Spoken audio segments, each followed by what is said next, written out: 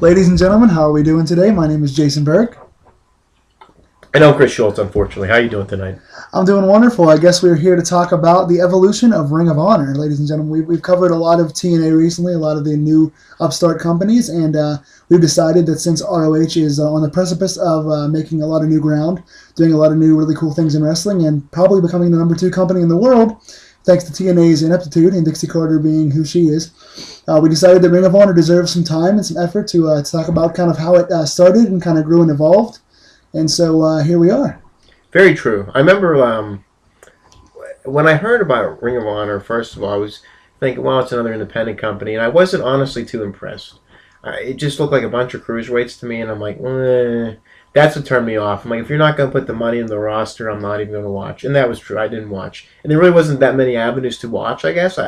I guess it was mainly just DVD. It's pretty much DVD. It started in Philadelphia, kind of the background of where ECW was. Yeah. It was a bunch of ECW guys, kind of one crew, and it was a couple of their workers and stuff too. I mean, Gabe Sapolsky was the owner of the place basically. He's the guy that helped Heyman, was Heyman's right hand man in ECW, and so he sort of took the things he learned watching Heyman in ECW to make this new Ring of Honor, which was kind of a wrestling company based on wrestling. A novelty idea, Dixie, right? It's really weird, but there's actually having a wrestling company that has a code of honor where you shake hands before and after each match, and you don't cheat, and you don't have false finish, or you don't have all these big screw jobs and all these crazy, ridiculous Russo-style endings. They kind of wanted to have a purist company where you focus on the athleticism, and they brought in some big names early in terms of guys like AJ Styles, who was in WCW. They brought in Eddie Guerrero for a couple shows when he was going for Vince. A couple guys like that, but mainly it was just the hardcore indie guys that had no exposure until this point.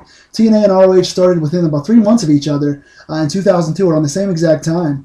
And to see ROH continue to grow and make money, whereas TNA not so much. But it's really cool to see where they started and all the stars they've made in the big company since then. I mean, if you look at the litany, the rubric of all these guys, I mean, Bryan Danielson, Daniel Bryan, CM Punk, Austin Aries, Samoa Joe, AJ Styles. So many guys have come from ROH.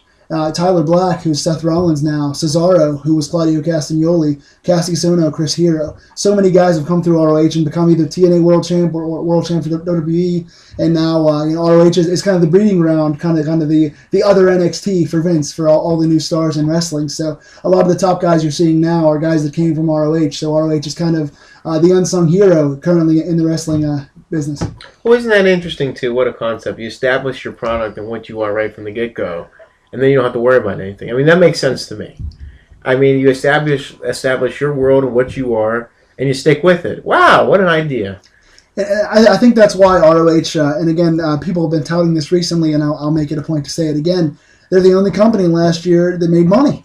Vince lost money because of the network and the stockholders, and TNA lost money because they're TNA. And ROH actually is the company that made money, and they're making money because they're sticking to the buildings they know are going to sell. They're putting together a good television program with good programs, with good current homebrewed wrestlers that people actually want to see. They have a lot of press because they're re-signing a lot of their homegrown guys that Vince or TNA has just let go. So they have the young guys meet the veterans, and you sort of have this company full of guys that came up from ROH. And the product is based still around being a wrestling product. I mean, they do more now with angles, that they do more kind of, they have their dirty finishes. They're an actual mainstream product now, but they've stayed true to who they are. They're still the pure wrestling company. They're still the wrestling company for the fans, and they still put out consistently good shows month to month. And surprise, surprise, wrestling does sell. Yeah, it's smart business. It reminds me of the NWA back when they were in their prime in the 80s, and they were making all this talent. And they were just sticking to what they were. They weren't changing for anything. But, unfortunately, once, Turner Body could see some changes kind of coming, and that's what kind of messes things up when you get away from what you are. But, I mean, they're very smart. I mean, they're sticking to what they know, and they're they have their brand, they have their core talent, and they give the fans what they want, wrestling. They just do what I think is the best for business, where you give the people what they expect, what they want, and they give them more. They top it a lot of times. That's where I think works. I mean, that's what these other companies just don't get. This company gets that, giving back to the fans and putting on the best product they can have for them is the best thing. And that makes the difference. Where the other companies, I don't see that so much. There's too much riffraff, and it's Well, just a mess. part of the reason why ROH succeeded and has done so well for so long is that because in the major companies, a lot of times there's politics. You see wrestlers being held back, certain guys that are talented being told, don't outshine our guys, you know. Don't go out there, Dolph Ziggler, and be better than John Cena, because Cena has to steal the show. He's Cena, you know. So I don't know if it's as prevalent now as it used to be, but at least in the last 10 years, there's been a ton of guys holding other guys back. Where in ROH, there's none of that. It's go out there and put on the best match you can put on, no matter if you're match 1 or match 8, whether you're the first match or the last match. Give the fans their money's worth. Go out there for 10, 15, 20 minutes and put on a show. And every single wrestler can do all the stuff they can do and are told to do the best job. So if you can get over on your skills, you're going to be used more. You're going to get put over. It's basically the old ECW type of formula, Exactly. and it makes sense. That's what works. I mean, it's genius. And the environments for these ROH crowds, I was talking to somebody earlier today about some of the special moments in wrestling where the crowd makes a match better and the crowd makes a show feel special. And the ROH crowd does that. I mean, you have guys, especially in the inception of ROH in the earlier years, you have these white-hot feuds that the crowd just makes them feel special. You know, Homicide and Joe, all the stuff they did, the Punk and Joe trilogy, when Punk was signing his contract for Vince on the ROH belt. And so many hot angles. I mean, you had the Age of the Fall with Tyler Black and Jimmy Jacobs. You know, you had the whole blood feud they had going on. You had Jacobs and Whitmer with the Spike and the hardcore feuds they had. I mean, you had so many things. You had Low Key taking care of Special K, taking those guys out. You had the Carnage Crew and Special K feuding over who pooped in their bag. You know, one of the old school wrestling feuds. You know, but you had so many cool, intense feuds that just felt realistic and just felt like they connected because they were real. They weren't feuding over, you know, some silly gimmick or something. It wasn't one of these things where it was, oh, this guy pinned this guy, so they're going to fight now. No, it felt like realistic, authentic heat. And the crowd surrounded those matches with a big match feel. Those crowds really got into the main events, and they exploded. And that's what makes ROH feel special, because those events, it's not just another show. It's not just something that's going to let you down. The match is going to deliver. It's going to be special, and then the crowd enhances it. And you can see that. You can see the crowds into it, and you can see the evolution of Ring of Honor with, like, they're big on the DVD releases. And then I'm guessing they kind of had their own website. They did like internet shows. Essentially, what it was they started with DVDs for the first several years. That all sold really well. And then, of course, as you get more revenue and you get more buildings, you start to do more shows. So it became kind of an oversaturation where they were doing. It went from one show every 2 months to one show a month to 5 or 6 shows a month. But essentially, they were doing the DVDs, and then it became iPay-per-views was like the next big phase for everyone. All the indie guys are going into that because it's very cheap to do. It's easy to set up, and pay-per-view you can charge more for it, and you can watch the shows live as a fan instead of waiting 2 months for the DVD. Yeah. So a lot of the companies went to iPay-per-views, but what Cornette was talking about, we were talking off camera on the shoot, was that the pay-per-views were set up pretty poorly. They worked with GoFightLive.com. And a lot of the pay-per-views failed because the signal feeds went out. That's the big knock on a lot of these iPay-per-views is because the feeds aren't always the best. They go out, they get grainy, there's audio problems, the video goes in and out. You know, because you're producing it for real cheap and you're putting out the product for cheap. Fans are gonna watch it, but they're gonna be let down because there's gonna be some sort of audio video problem. And so Go Fight Live actually took a lot of ROH's money to do these shows and then didn't produce and had to refund the fans whenever something goes out. You have to give the money back. So Cornette decided he wanted to do it in-house. His big plan was to make a studio, which they never actually did, to make a studio to shoot these TVs in, to make it small, make it it's an intimate venue, have your fans fill it up, and then eventually buy the camera stuff yourself and just do them in-house. ROH, I think, is starting now again to do their own for the first time, which is why they're doing better. I think they're getting a lot of much better feedback now. But the grand plan for Cornette was to get a sound studio that was going to be the ROH arena, buy their own arena, and save money in the long haul. I never came to fruition. Cornette's gone now, so it didn't come into pass the way they wanted it to. But I think ROH actually is now sponsoring their own thing from their website. They have the video on demand service, which is really handy. Really good quality stuff. You can go back and like Throwback Thursday, they put up different videos of the famous guys now. Anytime somebody gets big with Vince or TNA, they put out like a throwback DVD of all their old work. So if you see Aries on TNA on Thursday, Gabe will put up a link or somebody puts up a link to, check out this Aries match from ROH in 2005. We made this guy famous. So they're capitalizing on Vince or TNA making these guys stars. And like, for example, when CM Punk had that pipe bomb promo in the summer a couple years ago, ROH put out a Summer of Punk DVD where they featured a lot of his summer promos from ROH the year before. That's smart. So they're capitalizing on a lot of the fame of these new guys, saying, hey, you guys like this guy? Well, we made him famous years ago. Check out his previous stuff. And the DVDs sell very well. Yeah, I mean, it makes sense. You're capitalizing on what's hot. I think Jim Cornette, that was a great idea. Have your own studio. I mean, you can literally buy a warehouse and build like a in-house studio that really wouldn't be, that. I mean, it wouldn't cost that much. I mean, you throw some carpet down, make the interview, site or area look a certain way. I mean, that's smart. I mean, you save so much money, and you don't need a big arena because right now you don't need it. You're going to put a ton of money into it at first, but it's going to pay itself back within a year. So you think that's where TNA screwed up? I mean, TNA. I think TNA had to go eventually and try to do their own thing, to go out and do different arenas, because the Impact Zone did get stale.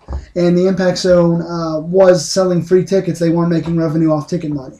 So touring, they would make a little more money on tickets, and they would get fresh, hot crowds in there, and they would look more interested, and it would give the shows a better feel. So I think it was important that they had to try it, but it was coupled around the time that Hogan and Bischoff came in, and they were spending extra money on Hogan and Sting and all the guys they brought in. Yeah. And on top of that, they just didn't get turnouts to the shows the way they expected them to. So they wound up spending more money and making less money.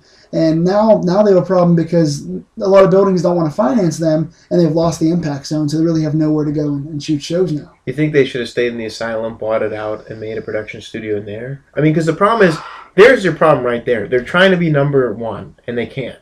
And that's what Ring of Honor never screwed up on. They never said they were anything. They were just Ring of Honor. Well, here's the difference was that Ring of Honor and TNA were initially both marketed as an alternative to Vince. Yeah. The problem was TNA eventually figured, hey, if we can't beat them, join them, and let's become Vince-like. let's sort of try and do what Connecticut does. Whereas ROH has always stayed the alternative. Exactly. ROH shows themselves as being different. Hey, we understand we're not going to have Vince's money. We're not going to have a network with subscribers. We're not going to be this ultra company. We're going to be what we've always been good at. And that's why they've consistently made money. They have never been up here in the green where Vince is, but they're staying out of the red at all times. Whereas TNA eventually went from, let's be wrestling, let's be different, to let's try and sign some guys so we can get to where Vince is. And that was Bischoff and Hogan's plan, and that failed immensely, and that's why they are where they are now. We can see a lot of corners cutting, a lot of screwing up. But who's not to say in 20 years, Ring of Honor might be close to being almost a strong, parallel with WWE. Who knows? A lot of stranger things have happened. Well, if you're noticing now, I mean, I know you don't watch Vince's current product, but a lot of what's happening now is the crowds are getting smarter. The crowds are kind of going away from being the casual fans that are cheering for whatever you tell them to. Yeah. The fans now are starting to cheer for the indie guys. They're realizing, wow, this CM Punk guy really is kind of cool. I kind of like his work. Let's see what he does. And he became a big star. Oh, wow, this Daniel Bryan guy's a really good wrestler. He's a cool underdog. Let's cheer for this guy. Oh, look, Dean Ambrose, Seth Rollins. All these guys from ROH and from other indies are coming up, and they're the fans' favorite guys now because they work so hard. They've been trained and ingrained to be in-ring superstars, to be good at what they do, not just to be a five-move superstar, so to speak. And so now the crowds are getting behind the guys that are the better workers. So the ROH style is the more popular style than Vince's style is today. Interesting. So I do feel like sooner than later, more fans are going to want to come check out this ROH stuff, and I think it is genius on Monday nights to say, "Oh yeah, you like that Seth Rollins main event? Go see what he did 5 years ago. It's even better." Yeah, it's true. And I've got the Tyler Black DVD from ROHWrestling.com. Shill. I picked it up, and they've got several matches of Brian Danielson, American Dragon, against Tyler Black. Excellent matches, and you can go back and see these retrospectives of where these guys started from and kind of follow their journey, and that's why fans connect more to them too. You can sort of see guys like The Shield, guys like, all those indie guys that started in one place and came to another. You can follow that journey, and that's part of why fans, I think, enjoy them so much, because you see them starting in front of 500 people, and now they're in front of 50,000 people. Well, it kind of reminds me, the independents remind me of the old territory system now. Absolutely. We're getting some really strong independents, so that to me that reminds me of the territory system in a way. I could kind of consider ROH like a version of Stampede Wrestling, where it's all about wrestling all the time. It might not be the greatest venues, but look what Stampede brought us. Bret Hart, the Bulldogs. Very good comparison. Brian Pillman, Owen Hart, Benoit, Dynamite Kid. A couple other guys. I guess Jericho towards the end. Dynamite Kid. Jericho was there. I think Candido may have been there. Yeah, I'm totally sure. Yeah, I mean, you look at that. So that's where you get. I mean, it's almost like a parallel. So it's interesting to see like how these independents are really stepping up because I don't think so much in the '90s. I don't think independents were really. They're more like a farming system, where they were more like just a hodgepodge kind of thing. They weren't like they are now, so strong, so built up, so important and crucial for fans to have that alternative. I think. And to me, like I love to do. We'll talk about the NWA at a further date because we did one podcast. We spent an hour of just utter confusion trying to figure that out. But that's where the NWA is lacking. They want to have their own territory system again, but they're not opening their eyes and trying to work like Jarrett's doing with that GFW by getting all the other federations around the world to work together. That's what the NWA should be doing. But they're a mess, and God knows what if they'll ever evolve or get back into where they used to be. Highly unlikely. But I mean, to be honest with you, I don't think that the fans of today that follow the current independent kind of farm systems even know what the NWA is. Exactly. I mean, the NWA right now is so non-existent to people and doesn't have a main level product. There's no, like, since TNA defected, there is no NWA that you can see anywhere on TV or you can seek out and say, wow, these guys are going to be the next stars because the indies have them. The indies are the more popular way to go about doing things now. The territories have become the indies. And I think that, this is another topic for another time, but I'll just touch on it briefly. I think GFW, what Jarrett's trying to do, is going to be bringing back a territorial system. It looks like it to me. I think he realizes that you can't beat Vince. You're not going to beat Vince. Vince beat all other companies, and he has the libraries for a reason. He owns everything because they won. They won the war. The war's over now. There's no more war. But if you galvanize and you unionize and you legitimize and you sign up with the biggest company in Japan and the biggest indie in the U.S., and then you have this company of your own behind Jarrett's name and name value and connections he has, you're going to bring together a system of 10, 12 companies that are all very talented that by themselves couldn't do it, but together have a chance to be, at the very least, the number two. Well, just like Pro Wrestling USA did in the 80s, they put the NWA and I think Texas, the AWA, and them, all those guys. There were a lot of companies that were together. They had the super clashes. I think just one, really. But, they tried getting together, but it was out of desperation instead of like smart business. So that imploded very fast. I think it lasted 2 years. But you can see with this has a shot. And this is what I was saying 4 or 5 years ago. I said if the NWA would have or anyone would open their eyes and say, well, we can all get together on this, you could have a massive product. And the reason why I feel like it didn't work with WCCW in Texas and all the other companies you listed is because back then they all had their own individual guys. Whereas every company was concerned about getting themselves over.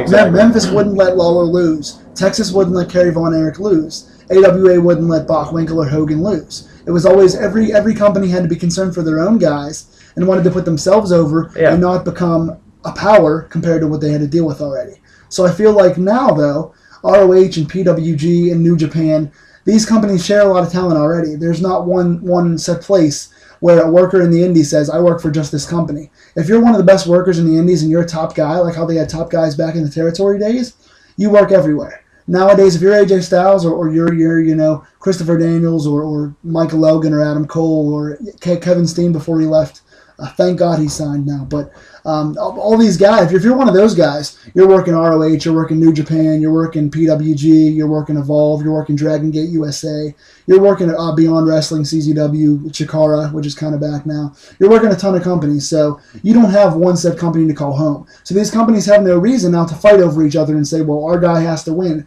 because it's everyone's guy. Mm-hmm. If you're a good worker, you belong to all these companies. So now that there's no conflict of interest. You're not protecting yourself now, you're protecting the indies in general. And if 5 or 6 of these companies work together, it benefits everyone. Well, I think what Vince wants to do, too, is, I see this coming in 10 or 15 years, if it hasn't already started already, like a WWF Ireland, a WWF Germany, a WWF Japan, where he has everything everywhere. Mm-hmm. I don't know. I haven't seen it in Mexico or Japan. He doesn't touch those organizations. I'm sure there would be, hell to pay if that would happen. And I don't think the Japanese fans and the Mexican, they're pretty loyal to their brands. I don't really think he would do well if he tried to go full force with New Japan. Well, I will say this much: I know that Japan in general. I mean, I know that the fans of Mexico and Japan are very, very appreciative of good wrestling. Yeah. So if you bring a good product, they're going to come see it. I don't know if they'll come see it over their own brand, but I know that when Vince does tour to Japan, he does very well because those fans don't get a lot of other wrestling besides their own out there. Yeah. So whenever a major company comes over, Those fans really highly regard wrestling and really appreciate any kind of good wrestling. So if you and I went over there and had a good match, they'd cheer for us. Wow, let's get over there. Well, I don't know if I have it in my body anymore. Maybe 5 or 6 years ago, my pro wrestling name was Venom. And Venom was the world champion before my body kind of gave out on me. So see, if Venom makes a comeback, Vince, I'm calling you. There we go, man. I'm telling you. I mean, it's going to be interesting to see what happens. But I really think that anything's possible. So we'll just have to wait and see, I guess. Absolutely. But like you said, like with Ring of Honor, they're just so smart with everything. I mean, now I guess Cornette left because he had fundamental differences. I don't know. I've heard negative about him from some wrestlers. But he looks like he helped. I mean, I don't think he hurt it too bad. And I think he helped in a sense that he groomed Delirious, Hunter Johnson, the guy that writes for ROH now. Yeah. He groomed Delirious to write for the company, which he's doing a pretty good job with. He did start to get a lot of guys over. He had a lot of problems with Kevin Steen, who was the company's figurehead back then. Davey Richards, they kind of butted heads a lot because Davey's hard to work with. I've heard. I don't know Davey. I don't know, but I've heard he's hard to work with. But Cornette gets into a lot of altercations. Cornette's a very outspoken guy, as I'm sure everyone in the wrestling world knows. If you're listening to this podcast right now, you know how Cornette can be if you've seen his shoots. If not, please go check them out because they're worth watching. Very intelligent guy. But Cornette's personality is one to be. Can have some left to be desired. I mean, he's an acquired taste. You either love Cornette or you don't like him at all. I love the old school mentality he has, and I think he brought that to the product. And he helped get the HDNet deal, which, right now they're working with My Network TV that's bought them out. So Cornette's lasting impact essentially was that he went into My Network TV, or Sinclair Broadcasting is the actual name of the company. He went into Sinclair and he gave them a pitch so that they would put the TV show on their network on their channel. I'm sorry that he would put the ROH television program on Sinclair Broadcasting, and his presentation apparently was so good, and his ideas were so good they actually bought ROH. So Sinclair now currently owns the company.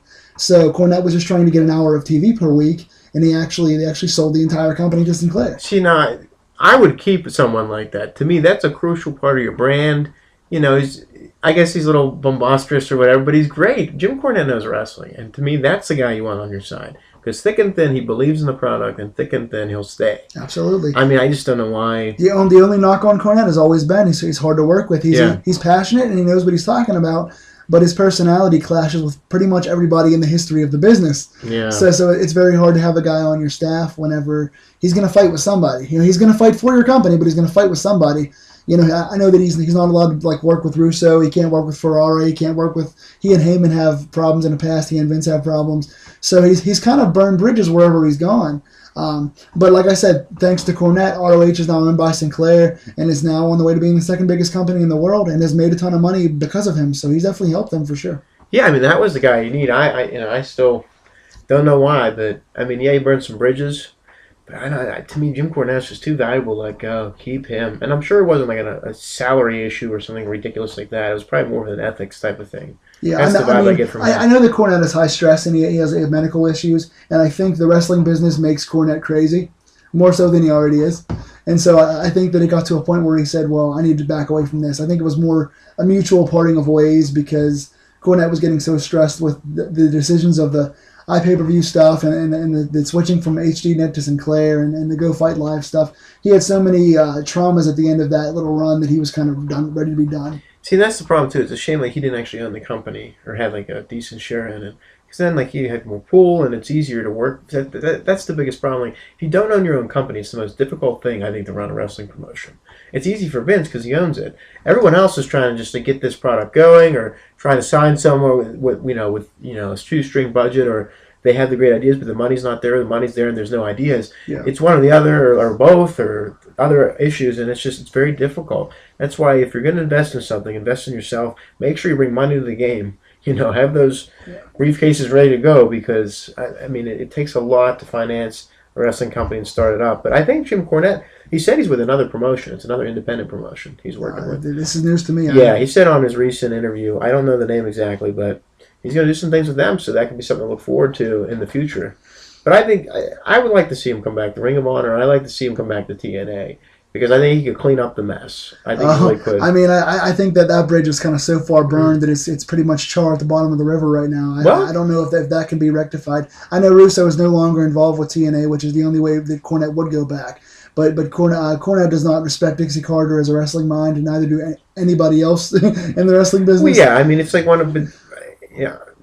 TNA is just, it's a mess. Here's a good thing about ROH, kind of even to circle back to the topic at hand, is that the biggest thing in wrestling to succeed as a company, I think, is that to have the clear hierarchy in place, to know who the owner is, who the writers are, who the talent is. You have to have that clear divide. WCW failed at the end of the day because nobody knew who was what.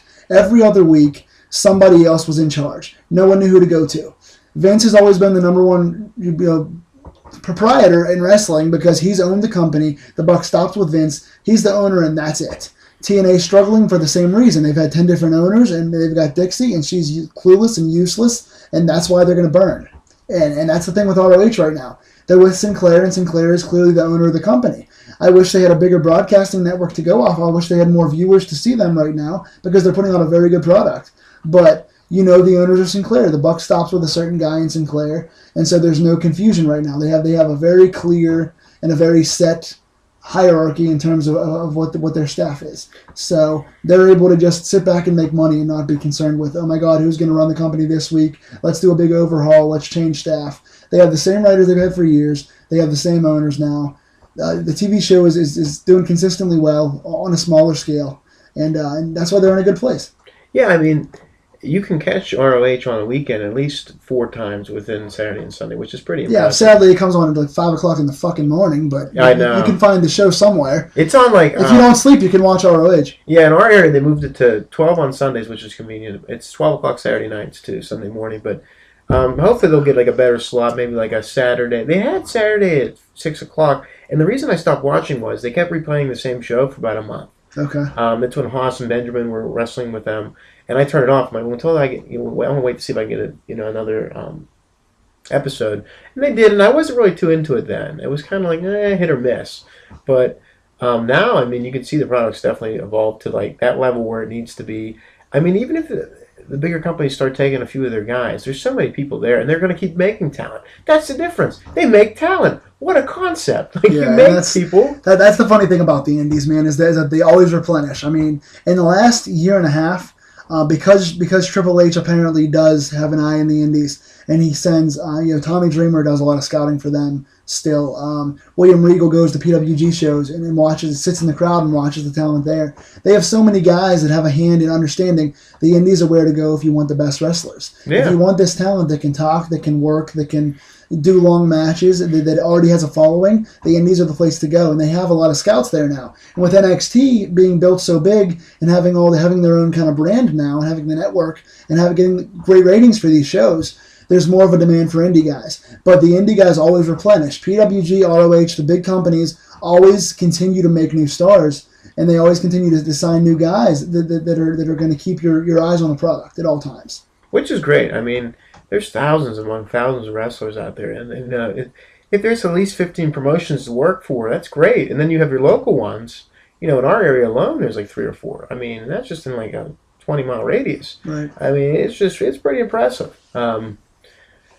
It's just really neat to see how independent wrestling. I mean, independent wrestling as a whole, I'd say, was the number 2 product out there. Yeah. When you combine Ring of Honor, when you combine this Pro Wrestling Guerrilla, the one with the ice cream people, and all that other stuff. It's all together. The one with the ice cream people. Yeah, that one, they all get together. Obviously, Chikara's left a good impact on you. Yeah. Goodness. When I saw the One Man Gang, like, someone had an Akeem hat on. Like, they dressed like Akeem, and they gave the One Man Gang the hat, and, like, he put his hat on. He was teaming with, like, Demolition. They do, like, that King of Trios tournament thing. Against somebody. Someone was doing their strut. I think it was that guy who passed away, who like committed suicide or something. Oh, okay. From Ring of Honor. I think he was doing his dance. I'm not 100% sure. But then, like, they started playing Akeem's music, and so he put the hat on and started doing his... that was Sweet great. Sour Larry Sweeney. Yeah, I think... Yeah, he was doing his thing, I believe. I'm almost 100% sure. And then Akeem came in and started dancing his little... It was hilarious. But, see, if you're giving people what they want, it's fun. I mean, I don't understand... This is what interests me. Why WWE never did a Legends show Like, some of the guys can't go. They got Legends House on the network. Yeah. They got that, but it's always like Hillbilly Jim and Nikolai Volkov, the guys that just live there. They literally live in the WWE's like basement. Mm-hmm. But like, I'm saying like almost like a show where like we bring back the Repo Man for a week and that retro kind of show, even a half hour on the network where they have a couple matches and they could be god awful, but it's almost like $5 wrestling where they're kind of making fun of the retro feel. I think that's very marketable. I'm surprised an independent promotion hasn't picked up on that, like Legends or like. Former... Well, I mean, a lot of indies actually do a lot of those shows. There's IWC, actually, I'll plug it since it's local, but IWC actually once a year does Night of Legends, and they have a lot of those guys come back under their old gimmicks and have matches. Yeah. And, the quality of the wrestling's not the best. They're in their 60s, yeah. So it's not the best wrestling matches, but they do a concept where at least once a year, if not twice, they'll bring back these old guys and do a night of that. Well, JCW did, and it was hysterical, because some of the matches were literally a minute long, 30 seconds. But they were fun. It was great. I mean, Brickhouse Brown came back, for God's sakes. He was still in good shape. And he had a match. I mean, it was fun to watch all that. That's what we need to do. Like, I'm surprised no one's ever, like, done that, where it's just strictly Legends type of show, and it's just a retro touring show. I think it would be very marketable. Because you got all the names. I mean, people will come to see, like, Coco Beware come back for a little bit to fight Skinner or whatever, and, whoever they can get. I mean... But to segue kind of back to ROH, the legends of ROH, if you will, like I said, so many guys from ROH have now become mainstream superstars. I mean, oh yeah. Like I said, once Punk and Bryan broke through, it became just this flood of WWE just taking a bunch of talent, making them stars in their company, and now ROH continues to replenish and bring in new guys. I mean, they have Hanson and Rowe, who just were in the finals of what the heck was the tournament they just had? They had a kind of a top prospect kind of a tournament. Oh yeah, okay. And Hanson and Rowe are now a tag team, and they're having really good matches together. Rowe just got injured, but Hanson is still there doing good work. They brought in Andrew Everett from Beyond, who I think is the future AJ Styles, if you will, kind of the next big high flyer, the next big sensation that's going to start being everywhere. Cedric Alexander has broken away from Caprice Coleman, and he's kind of had a breakout year. He's going to be one of the next big future stars in the business. So many other guys. I'm trying to think of all the guys that have come in recently. Well, who's like the one berserker guy that fought Adam, or was it the Cole? Is it Adam Cole? He was like had that big beard.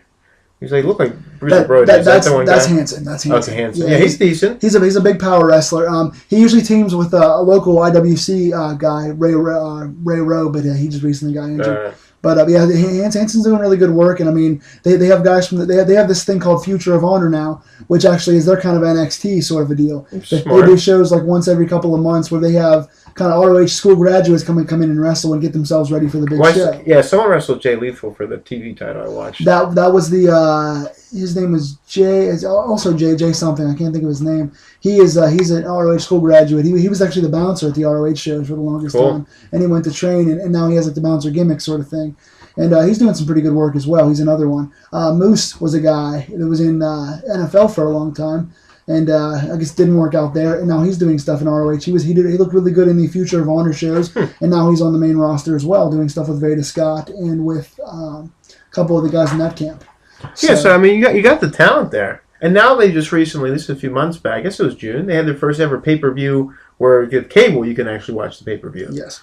I saw Tommaso Ciampa online was promoting it. I'm like, well, great. This is wonderful. You're finally on. Because I don't know how to buy the iPay-per-views. I didn't really want to go that route and deal with all that because I heard all the problems. And I'm like, forget it. Because I really wanted to see those December pay-per-views because they look real good.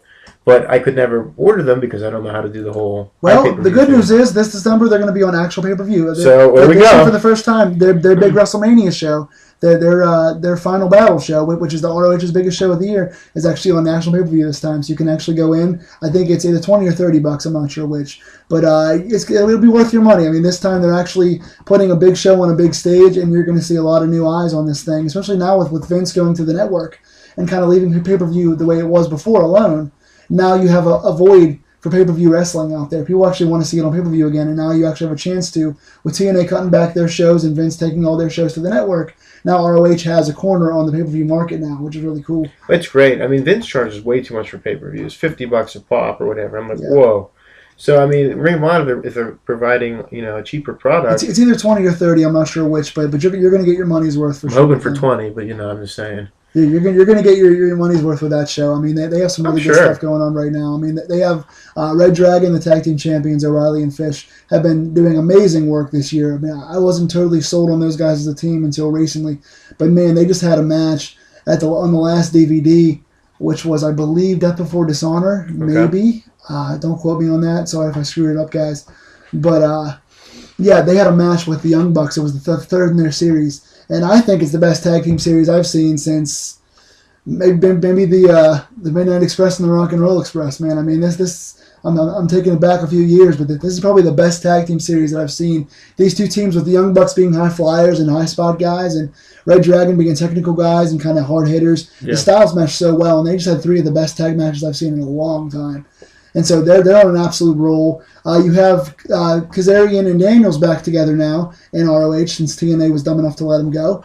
You have Hanson and Rowe, the young upstart tag team. You've got one of the best tag divisions here in ROH, probably the best tag division in wrestling. Yeah, I mean, because there's none in TNA, and WWE doesn't really. They seem to have gone away from that big time. Yeah, there's really no major company with more than one or two good teams. And this ROH has about 5 or 6 teams that you have to watch out for. That are really talented, and they're pushing ACH right now, who's this super athletic. I'm not sure if you've seen him, but he's this charismatic, athletic guy that can just do amazing things in the ring. Cedric Alexander, like I said, has kind of been broken through. Matt Taven is now teaming with your guy, Mike Bennett. In the Kingdom, they're doing the Kingdom gimmick with Maria Kanellis. That's good. I like that whole gimmick. That's smart. It's smart. It's very good, and it's getting over, and people like it. I was impressed with when I watched. Now I know you said the Briscoes. You like them as a team. Yeah. I like that. I guess Jay Briscoe's a champion. Yes. Okay. I saw them TNA a little bit. They weren't, I guess, too much of a high flyers. Well, they were only in TNA in like 2002. So yeah, it was a brief little cute thing they did. But watching his match with Mike Bennett and watching Mike Bennett too, like they were doing a nice, decent match that I like. To me, that's the kind of wrestling I like, where it's not this. You finally found something, ladies and gentlemen. Yes. Honestly, I'm not a fan whatsoever of Jay Briscoe as champion, but when I got this man's text, when Chris Schultz texted me and said that he enjoyed a current wrestling match that actually happened in the last couple of weeks, I thought I was in hell or something. I didn't know what happened. I thought the universe in itself just kind of folded up and swallowed me. Because I'm constantly looking for something current that you like. It's so hard to find current topics to talk with you about the big companies because you don't like the big companies, and your style doesn't fit with their style. And so to hear a current ROH major match or something that you enjoyed, I was just floored by it. I was so happy to hear that. Well, because they weren't doing like flipping and flying for no reason. A lot of these guys love to flip and fly around, but there's no point of it. It's just like move for move. And this is what I think where Jim Cornette was clashing with the talent too, with the styles where like these guys want to go 150 miles a minute and they go back and forth, and there's no time to like regroup, let the crowd settle, do some moves, and then build it up again. They don't do that. These guys are boom, boom, boom, boom, and it's too much. I have a heart attack when I watch some of these shows. And like there was 2 African American wrestlers fighting each other a couple weeks ago. I turned it off. I'm like, I don't care. Because you can beat the hell out of each other. I don't care because it doesn't make sense. In my world, it doesn't. Like there's no rhyme or reason. It's just move for move. We got to top each other until someone dies. But watching Briscoe and Bennett was great because there was actually rhythm in the match. It was well done. And it wasn't anything crazy. It's just you doing, that mental psychology that's missing so much today. That I don't know if these guys just don't want to do it, or they just forget to do it, or they don't care to do it, or they're told not to do it, but we need it. Psychology needs to come back. Watching a wrestler work the crowd for 2 minutes, getting them really pissed off, before he gets in the ring is just magic. I'll tell you who's pretty awesome at doing that is Adam Cole, actually. Adam Cole is evolving. Yeah, I've seen him. In the last couple of years, he's evolving as a really good heel. I mean, he started off as a guy when he first came in, was just impressive with the high-flying stuff, was super athletic, and had a good look to him. But he didn't really know how to work a crowd. I think in the last couple of years, he's really starting to become a really good heel. He started in PWG. He won the world title there and turned heel. Then he won the ROH title and turned heel there. And he's kind of been on a similar path. He lost the belt in both companies around the same time as well. It's kind of weird. But he's really, in being in those main event matches and being a world champion and kind of headlining a lot of the shows, he's really gotten an affinity for knowing how to piss the crowd off and really get over as a heel. And I think he has a big future, not only with the look he has and how athletic he is, but his psychology and his submission wrestling. And the feud with O'Reilly he had was just excellent. And he's really learning a lot. And the match with Elgin he had when he lost the belt back in June was an excellent match. And he's really sort of gaining the ideas of how to get heat on an indie crowd and sort of put yourself out there and kind of piss people off. He's really he's a nice guy naturally in person, but he finally is getting the heel mannerisms down. Well, that's why we do the sell tickets. Flipping and flying only goes so much, and then so what? You'll remember that move for a couple weeks, and it's gone. But like that lasting impression, like so many of the '80s stars did, and in the psychology, that's what lasts. That's a lasting impression that a lot of these guys I see are missing today. A lot of them look cookie cutter, and a lot of them they wear these kick pads and try to do martial arts, and it doesn't make sense because either the gimmick's not a martial arts guy or, what the hell? I mean, like, why are you doing this? What is the purpose? Yeah, I agree. And then that's what actually would frustrate me watching Steve Blackman. I'm like, here's a guy that I watched in the Royal Rumble that almost took Kurgan's head off, literally jumped as high as his face and like half-inch from his face. Where was that the rest of his run? Now, is Kurgan really a big loss, though, if he does take his head off? No, throw him out. Do what you got to do to get rid of him. I mean, he wasn't that impressive. But Blackman was held back so much because they wouldn't let him do his martial arts style. And he could have been a real machine. He could have been what, they're trying to make Rusev. But he actually could do it. Like, he backs the back. He talks the talk, walks the walk. I mean, my skills maybe weren't so good like Dan Severn. But he could do it, but they would never let him do martial arts. I watched the guy, he's doing this quick speed nothing. He's not doing anything that would help him for the lacking of mic skills that he had or the lacking of presentation verbally that he had, make up for that. Nothing. And that's why I think he ultimately failed because they wouldn't let him, or he just didn't know how to, I think he failed to an extent because he needed a personality transplant. I mean, as a character, he wasn't much to care about. I mean, as a wrestler, he was a little underrated, and he should have gotten more of a chance to run with the style that you're talking about because it actually fit his character. But I think it's the personality. I mean, being a wet doorknob doesn't get you over. You got to be able to sell T-shirts, and I think eventually he sort of kind of did. Toward the end of his run, when he and Al Snow started doing the head cheese thing, it was goofy and stupid, but it sold some gimmicks that actually worked with the crowd a little bit. He was getting over as being the too serious, funny guy, kind of the Lance Storm, but just not as good. Kind of got over a little bit, but I don't know. I just don't think that he had enough of a personality to connect for a major moneymaker in a major company. But he was decent. I think just like this is what's missing in wrestling too, the managers, why they're so crucial. And Ring of Honor has some managers, which helps. But a lot of these Truth other Martini companies, is excellent. Yeah, people like that help. They help people. They help. Get managers. Find them. Go to your local community college and get some theater interns. Whatever you got to do to make this work. Literally. If Steve Blackman had like a Jim Cornette speaking for him, or had someone like a Paul Heyman, or had someone like, not Paul Ellering, I don't think he was that great, but somebody to make him look like he's the best thing since sliced bread, he's going to murder someone, that's what works. I mean, so that's where it was lacking there. But Ring of Honor does it. They have like that. Is Prince Nana still there? He comes in. I think comes he's and more of goes. He was his last gimmick was he was a talent relations guy on air. He'd bring guys in. He brought in Eddie Kingston, and Homicide as a tag team. Oh, there you go. I don't know if they're still there or not. I think Nana's still associated with the company though. He actually got a Vince tryout a few months ago. I don't know how he didn't get a call back. I don't think, but he got a Vince tryout. So he's definitely got a gift of gab. He's definitely a good heel manager. He always was a good heel manager. And like I said, Truth Martini has done really good things. He did wonders for Matt Taven's career, and Taven's taken off now, and he's doing pretty good with Lethal. I'm not a huge Lethal guy, but I like Martini. He's a good talker, has a goofy, good look to him, good heel look to him, and you definitely that's one point of contention we definitely agree on is that more managers. Paul Heyman has done the best work of anybody in Vince's company this year on the mic. It's not that hard either. I mean, really, when I'm looking at my honestly, if you can gab, you can be a good manager. I mean, if you know what the character, it's like theater. If you know what the character is and what his feelings and emotions or his needs are, you can wrap that up in like a minute segment saying he's going to beat you here, he's going to do this, and this is why he's going to do it. Boom, you're done. I mean, it's not hard, but I just don't know if there's enough, people aspiring to be managers. I don't know if they just don't want to have managers. I don't know, but that's what we need. We need like a J.J. Dillon again. We need like a Jim Cornette again. A weird person like Paul Bear or like the Grand Wizard. All these wackos, that's what you need. It's fun, and there's a reason for it. I think something particular in ROH that I'm really enjoying these days, since we're on kind of an ROH thing here, is that I love the decade, the idea of the gimmick is Jimmy Jacobs, B.J. Whitmer, and Roderick Strong. They call themselves the decade because they've been in ROH for a decade. Oh, there you go. They've witnessed all these guys come in and take their spots. that have been there for a few weeks, a few months in the Indies, whatever. But these guys have been ROH mainstays from the beginning. They put blood, sweat, and tears for years and years into this company. So they're this heel faction that works together now. And they brought in two talented younger guys, and Adam Page and Yeah, I think I've seen him. he's pretty good. He started off with he was a gimmick that was like a trucker. He had like a backwards kind of a John Deere hat, and that was his gimmick. But now he's kind of turned heel and got more of a persona to him. And the other guy used to tag with ACH, Tadarius Thomas. He's really fun to watch. He does a kickboxing sort of a gimmick where he does capoeira. He does the sort of the thing that Low-Key brought into the Indies.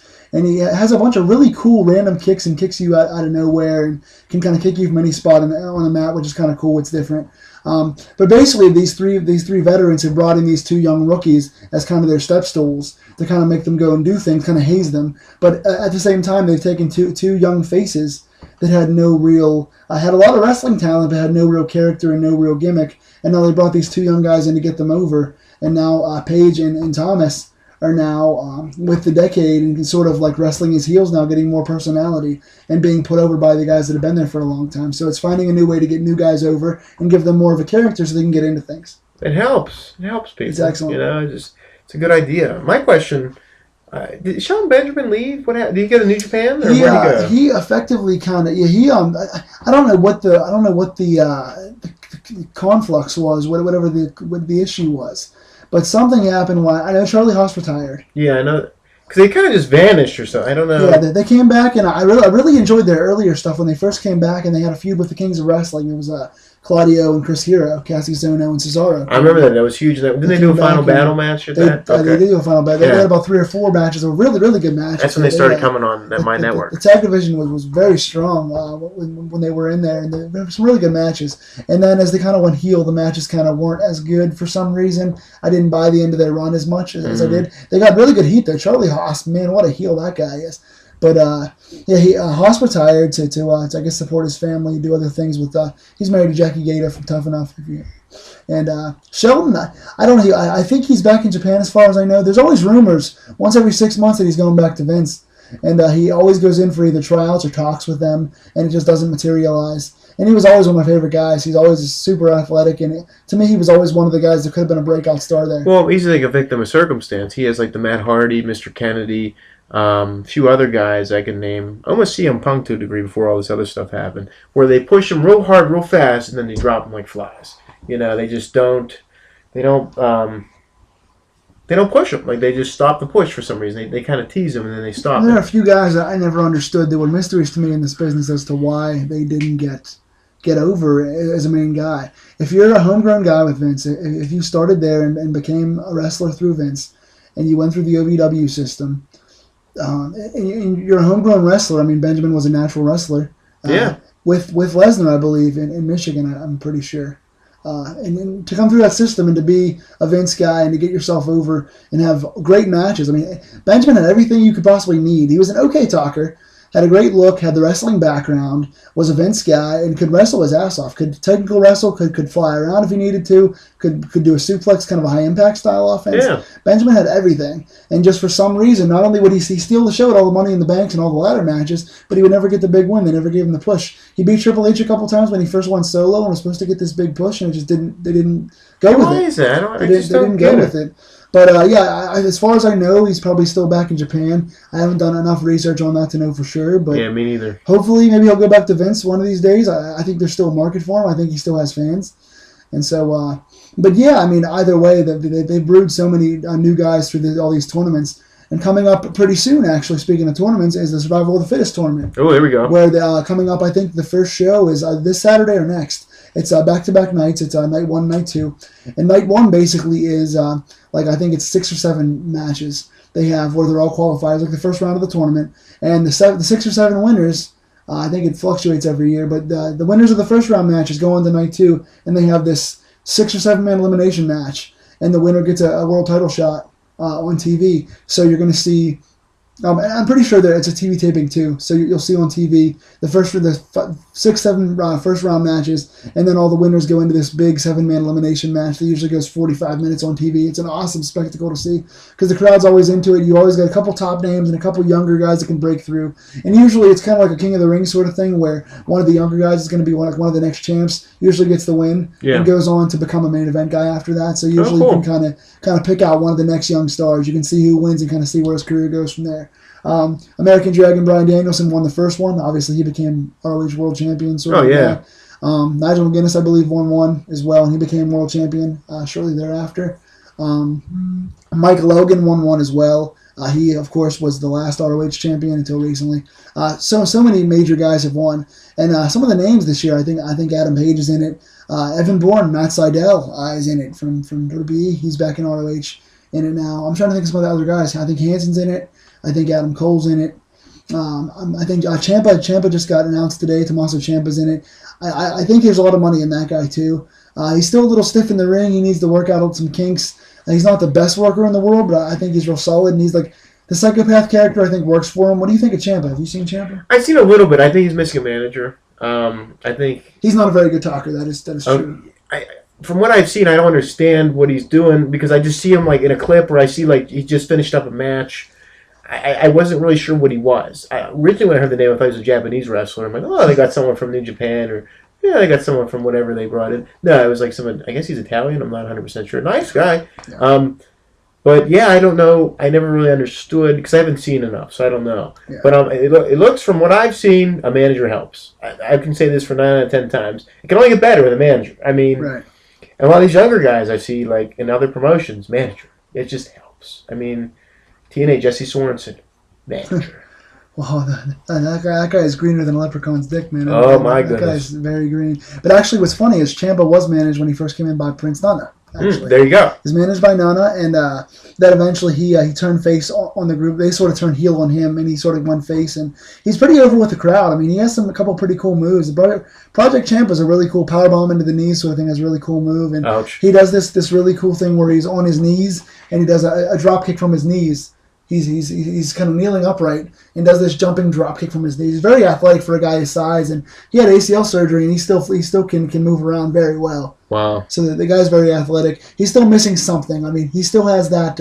I think he needs to iron out his smoothness a little bit, or his technical ability a little bit, and still improve the talking. But the character's really cool. His look is really good, and he's super athletic. So I think he has a big future ahead of him. Yeah, I think I think he actually could probably win the tournament this year. I think he's my pick right now. I have to look at the full lineup. I don't have the full thing in front of me. I didn't make a note to look at the full lineup. But Ciampa, to me, the current storyline with Ciampa is that he made an attack on the last pay-per-view, sort of laying the two main event guys out, and it was like unauthorized by ROH, so he kind of got suspended sort of thing. Well, they're bringing him back for this tournament as long as he's on like a probation thing. He can't break any rules or whatever. So he's kind of like a Steve Austin-ish, kind of like an anti-authority, kind of a crazy guy, psychopath kind of guy. Yeah. So I think right now he's in the best position probably to win the tournament. I think he's going to be your SOTF champion in 2014. There you go. Why not? You get to a point where like you kind of just expect it. Someone's expected to kind of this is their time.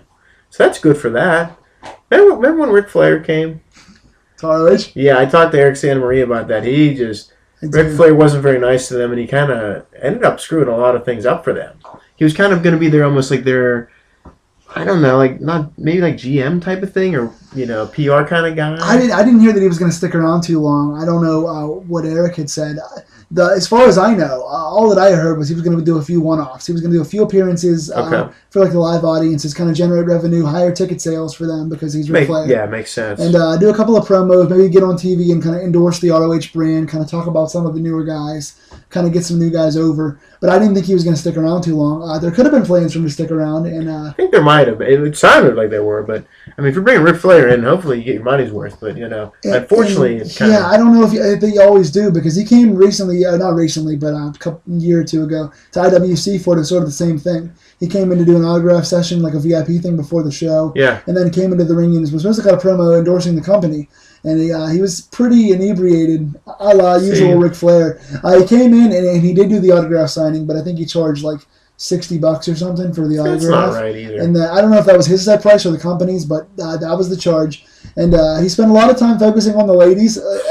Ric Flair is Ric Flair. The character is who he is. Yeah. And so he spent very little time with us guys that paid to get that autograph. Sure. We got our autographs. He said hello to us. He was a nice enough guy, but he spent most of his time signing bras and things that Ric Flair would do normally, and didn't talk very much to us. Was kind of brief with the guys, just in my group personally. I can't speak for the entire audience, but then he came out to do the promo on the DVD, and he just sort of, it was kind of weird. I mean, he just sort of came out and he gave the promo, but it wasn't about anything. The promo was, hey, like he was talking to one of the parents in the audience, and he said, hey, I would screw your wife, sort of thing. He just sort of, he gave these, and I mean the crowd ate it up because he's Ric Flair and that's his character and everything. Space Mountain, that's who Ric Flair is. But essentially, all it was a bunch of Ric Flair just being Ric Flair, talking about how he could bang all these girls. The 60-year-old guy just saying woo a lot and bouncing off the ropes and talking about how he's Ric Flair and that's why he's the man. But it didn't endorse anybody in the company. It didn't put the company over. It didn't put the wrestlers over. It was just Flair being Flair for 5 minutes, and he left. Yeah, see, a lot of ego there. You can see it. It's a shame. So I don't think his appearance. It certainly might have sold more tickets, and I'm sure they got a cut of the autograph money. So I'm sure they got helped out in some way. But I don't think that Ric Flair being there really helped the company in a lot of ways. So I'm sure, circling back to my main point, was that ROH, I'm sure, suffered a similar fate. I'm sure ROH also had the same problem where, they probably got some more sales because of Ric Flair. They probably got some more casual fans because of Flair. But did he actually help ROH at the end of the day? I don't think he did. That's a shame. Real shame. But see, that's where it's tough to put your money into the big names unless you got a solid deal and you got like a solid person that's going to stick with you. And that's what's tough in the wrestling business. A lot of times there isn't.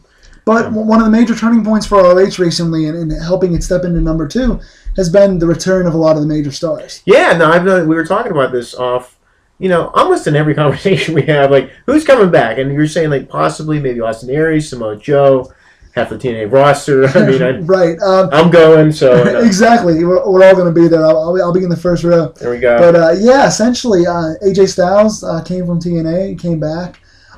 Christopher Daniels, Kazarian, they all came back recently.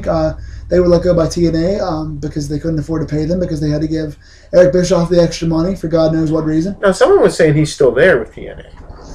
As far as I know, he's not. I'm interested. I got to do some research on this because apparently he's working the deal out. This is what I've heard. Now, I don't know. Well, that worked out so well for WCW. I know. This reminds me of the parallel. This is what WCW 2001.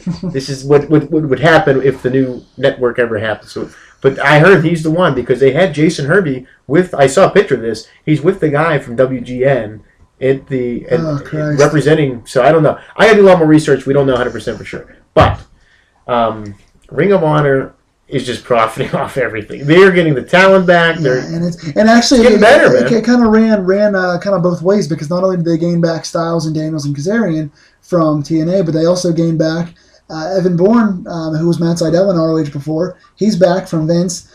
Cassius Ohno, that was in NXT for Vince, is back as Chris Hero. He's back in ROH. So they gained back about 5 All-Stars that were tag champions or world champions in the past that are major guys. Then not only are they founding fathers of ROH that helped ROH get on the map, but now they're back with a bunch of fresh faces in ROH. Holy heck. That they can now come back with Elgin, with Ciampa, with Cole, with ACH, with Thomas, with all these young guys, with Cedric Alexander. They can all these veterans that are still young enough that can still wrestle can now come in and put over a bunch of new guys as well. So now you've got the All-Stars against the up-and-coming young talent. And also now with TNA under the problems they're under and threatening to lose a lot more of their guys. I've heard rumors now that Aries and Joe have been talking to ROH about making a return.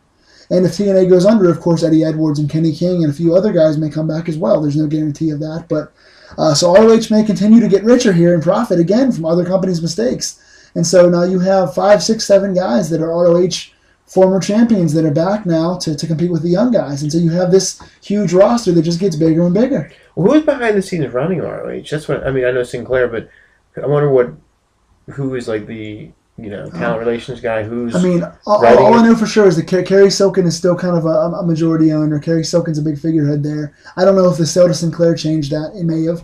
I know Kerry Silkin's a big guy there. I know that Hunter Johnson Delirious is the head writer there. He's the one controlling all the storylines and He's booking. doing a great job. He is doing a great job. And I know that Sinclair is the principal owner. So those are the figureheads that I know of. But I thought, now who's Sami Zayn in next? I keep hearing about this guy. Sami Zayn was El Generico. Okay, I get him and this other guy, Delirious, mixed up. Because they both have masks? Yes. Okay. Yeah. Delirious never really got a big break. He was in. He did some TNA Dark matches early in the Nashville days. Excuse me. Back in the Asylum, Delirious did a lot of TNA Dark stuff. Yeah, I actually might have seen him on like an actual pay-per-view. He's pretty talented. Like in a 6-man. He's actually going to be in Survival of the Fittest. That's a good segue. I forgot that. I read today he's going to be in the tournament. So he doesn't wrestle much because he's a writer for them now. So he doesn't want to compromise himself. He wants to be fair.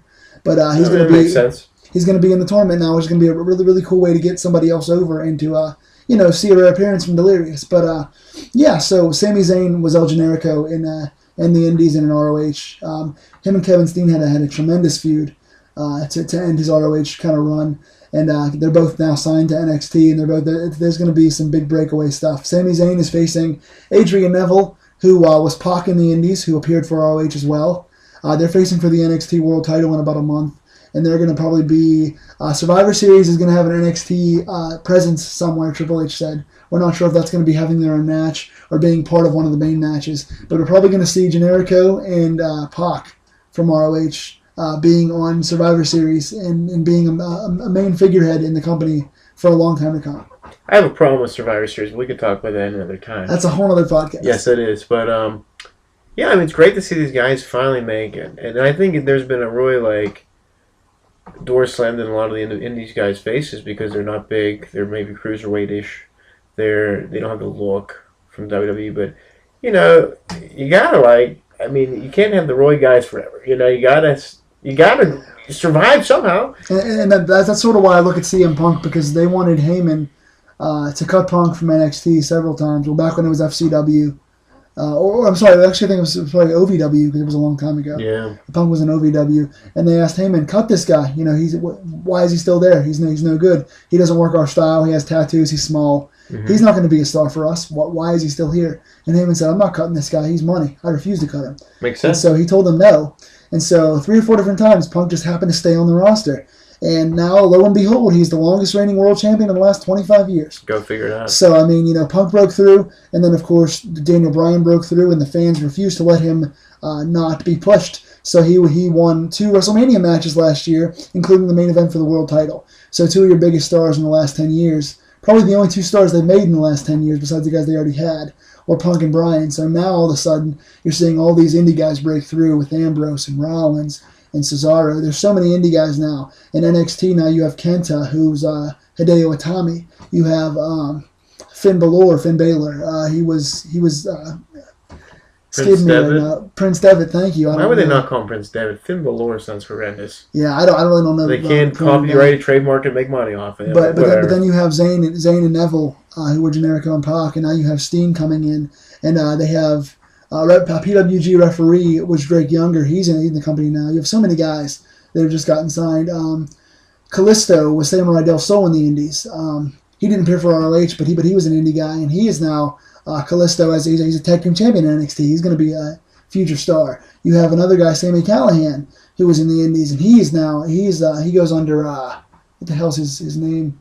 Solomon Crow is his name in NXT. He hasn't been on the show yet, but he's on his way in. So NXT and the future of Vince, the biggest company in the world, comes from the Indies and comes from ROH. And thank God for guys like Punk for breaking through when they weren't supposed to, when they were told not to. Oh, and yeah. they broke through anyway because of the pipe bomb, because of taking advantage of opportunities when they aren't given to you, and finding a way to become a star. And now, because of that, we are now on the wave of the Indies. We are now in a situation where it's no longer about the 80s roided guys. It's not about the same guys every single month. The fans now want to see new guys break through, and the Indies and ROH have become the breeding ground for that. So thank goodness for a company like this. Which is great. And speak of progression, too, word has broken out, I guess, like a day or two ago. The Ring of Honor just got a toy deal, which is great. That's another great step in the right direction. They did. They started national pay-per-view back in June, and now, as of a couple of days ago, they've gotten a deal. I'm not sure what the company, if it's Hasbro or whatever. I'm not sure what the company is. I think it's Toys or figures.com, Okay. wrestling, something like that. I've Either seen way, it. mass They've been around a long distribution time. for figures. I mean, that's a huge thing. I mean, to have DVDs and things in stores and have figures in stores, these are huge steps because casual fans don't know where to find you. But if you're on national pay per view and you have figures in stores, people are going to say, "Oh, what's this? ROH, another wrestling company? What's this?" And they're Yeah. going to go look it up. And now, because of these figures, they're going to be driven to the site and they're going to go watch pay per view. They're going to go buy T-shirts. They're going to find guys to get into. Then they're going to say, "Oh, wait, who's this guy? This guy was on Raw last week. Oh, look, he was in ROH.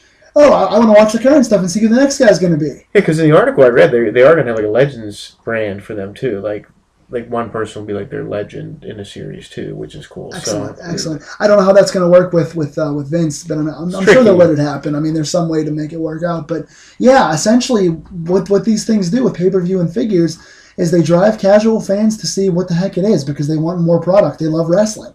You know, even the casual fans want to see what's going on, and the hardcore fans that are younger that just don't know about the history of wrestling think that Vince is the only thing out there. They're like, oh, we can only watch Raw and SmackDown. And that's the now, problem. And now with these figures and pay per view, they're going to be driven to the site and they're going to say, oh, let's check out the current product. Let's see what this is. Let's go ahead and watch. Let's find my network TV, or let's buy a DVD and take a chance, like I did back in 2002, and I've been watching for 10 years, for 12 years. That's great. I mean, they broke that barrier. Something that TNA's never been able to do. They can't break their own stupidity. They Right. can't break out of that they're just a crumbling mess. But Ring of Honor is like shining. I mean, let's hope it doesn't implode on itself in a year and goes down quickly. Because that's what seems to happen with these companies. Like management leaves or something, and changes hands, and then it just crumbles. Like that's why it's so important to if you're an owner, invest in your company and own it. Because if you don't and put it in the hands of somebody else, And that's why I was saying it's so important that Sinclair has a clear management situation where they're clearly in charge. And Kerry Silkin's always kind of been the locker room leader for them. And they sort of have things very clearly in tow. So I feel like ROH is going to continue to do what it's been doing. Right now, there's kind of that desperation for wrestling fans feeling like there's got to be a number two. TNA is going to be going down. We all kind of sense TNA kind of sinking with the ship. And ROH just kind of keeps making these steps and steps and steps. And so we naturally want to see ROH go to Spike, jump to Spike, see what's going to happen, go national. But going national is not how they got where they are. Mm-hmm. Going national doesn't make you money every single year. If you go national, you're going to take some losses. You're going to have to sign some more guys. You're going to have to get bigger contracts. You're going to have to spend more money on bigger budgets and more lights and more sound and more production values. ROH now is doing what ROH has always done, and that's why ROH is always getting success. I think it'll happen eventually, but when it's ready. And that's fine. I mean, it could be 5 years, and it'll just keep getting better till then. And the biggest thing is right now they're putting out an awesome product. They have an awesome roster that is satiating the hardcore wrestling fans, and they keep making these steps, the national pay-per-view. And now they have figures. And soon they're going to have DVDs in stores. They're going to keep doing these things where they're getting to a national level slowly without you really totally noticing. And sooner or later, it's going to become ROH is going to be a household product. And they're going to do it in a way that's going to save the money. Amen. Amen. I think it's going to get better. We're in for a real treat. Hopefully, within a few years, it'll expand, and who knows? I mean, they could be doing stadium shows in 10 years. I mean, it could happen. If the product's there, people love it, and people stick with it. The important thing is that they stay the same product in the ring. Yeah. A lot of times when major companies take over or money becomes an issue, the companies tend to change their style up for the national audience like TNA did. TNA was kind of the ROH style product for a while, and then it got national, and they figured, well, we can't do this anymore. I don't understand that. Why not? I just don't get it. I guess the greed for more money and more saturation got there, and then they kind of lost their identity. Yeah, it's true. They really, and this is what I talked with Eric Santa Maria on the one podcast, they really never had a good identity. I mean, it's just, he made a great point. He said, Dan Severn was the champion. And he's like, if they wanted to establish themselves as a pure wrestling company and like a shoot kind of style to a degree, and have a real impression for the world title, instead of saying, well, we can't get Dan Severn because he can't make it into that show, instead of waiting for show 2 to have the world title match of Shamrock against Severn, they decided to have a gauntlet and just let Shamrock win. And it just says right off the bat, it's like piss poor writing. It's just flim flam, just throwing crap together last minute. That's what TNA's always kind of been. So right off the bat, they're establishing that they're not going to cut it.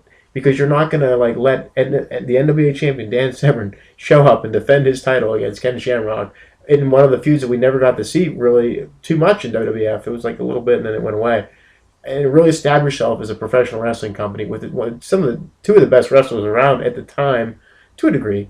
I mean, why wouldn't you do that? But they just, they had the gauntlet for the gold, which was pretty crappy at best, and it was, forgettable. I mean, so sort of the cool thing with ROH is they've always had the identity. They had the code of honor to begin with. They were going to make themselves a pure product, and they eventually went and they had the pure wrestling title. I don't know if you've seen these matches, but they had this wrestling title. It was called the Pure Championship. I think I saw like one match or so. And the rules were they had 3 rope breaks they were allowed to be given. And once a wrestler used his rope break 3 times, he no longer had it. So you could use your hold on the guy, and he's holding the ropes, and you could keep your ankle lock or whatever you had on the guy, and there's no rope break. So that's cool. So basically, it's like you have to plan out how to use your rope breaks, plan when to use them, when to try to escape the hold, when to get out of the ring. They have, I think, you can only leave the ring so many times, whatever. Just different rules to keep the match in the ring and sort of have a technical wrestling match. Beautiful. They had guys like Chad Collier, Nigel McGuinness, Brian Danielson, Matt Striker, the other Matt Striker, not the famous one. John Walters was in the division for a long time. Punk and Styles wrestled some pure title match. I think Punk was a pure champion at one point. But just taking these in-the-ring pure athletes that worked on wrestling holds and slower pace stuff, more your style than the high-flying style. Just some excellent matches back and forth. I got to get you some tapes of this stuff. But they had some really good pure matches. Eventually, the title got dissolved. But you wonder why? I don't know. I mean, for me, it was my favorite stuff on the shows. I used to love the pure title matches. Eventually, it became the TV title, like a regular title, and it's defended on TV, whatever. But but that was one of the cool things about ROH that was separate was they wanted to focus more on the wrestling, and the way to do that was to add a pure championship with special rules. And they also had the fights without honor, where they would break the rules once in a while and lift it up and have a brawl for a serious fight. There you go. And 2 guys like Homicide and Joe had these intense battles where they want to kill each other. They'd have like a non-sanctioned fight without honor, make it feel special. Yeah. They would have stuff like the 4-way phrase or the scramble matches, the 6-man scrambles for the high flyers to kind of have their showcase. They would have the scramble cage match. I saw that. I remember that. They that. had like little trampoline things on the side of the corners with the cage. That was crazy. Excellent, cool high flying matches. Just all these different cool ideas that make them separate. Yeah, that's what you have to do because, it just gets boring after a while. Right. ROH has always had its identity, and it's always had different innovative ways to reach its fans, and that's why it is where it is. Amen to that. I think it's only going to get better. I really do. Absolutely. Well, thanks for joining me today. Absolutely. All right, guys. We shall see you again soon. I hope so. Ladies and gentlemen, if you're a casual fan for some reason, you stumbled onto this podcast, thank you for joining us. But I want to refer you guys to the website, rohwrestling.com. If you want to get more into the product, order some DVDs, take a look at some wrestlers, see what the heck we're talking about for the last hour and a half. So rohwrestling.com if you get a chance. Otherwise, I guess we'll see you next time. All right. Take care, guys.